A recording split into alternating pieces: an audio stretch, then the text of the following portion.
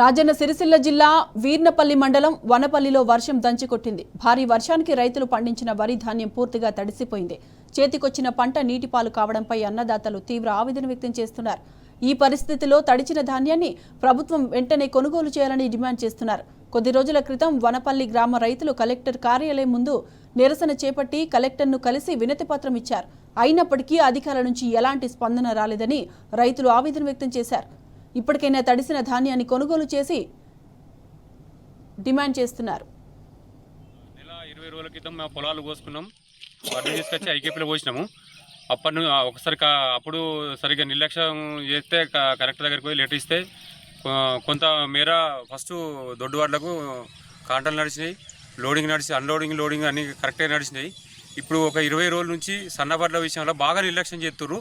IKP సిబ్బంది కానీ CC madam కావచ్చు, లేకపోతే పైన అన్నది మాకు ఏం అర్థం కావట్లేదు. సీసీ మేడం మేము ఫోన్ చేసి అడిగితే వాళ్ళు మీరైనా ఎక్కడైనా అమ్ముకోరు, ఇప్పుడు మీరు ఏదైనా రైస్ మిల్ మాకు మాట్లాడుకోరి అమ్ముకోరు అని చెప్పి ఇప్పుడు అంటారు. మేము 15 రోజుల క్రితం ఆ ప్రయత్నం కూడా చేసినాము. ఆ ప్రయత్నం చేసినప్పుడు ఈ సీసీ మేడంను మార్కెట్ కమిటీ చైర్మన్ వచ్చి మీరు వడ్డు బయట అమ్మితే ఎట్టుంటుంది అమ్మకుర్రి అని చెప్పి ఆపిరు.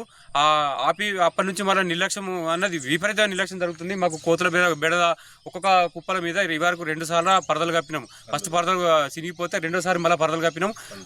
దొంగతనం జరిగింది ఒక వారం రోజుల క్రితం.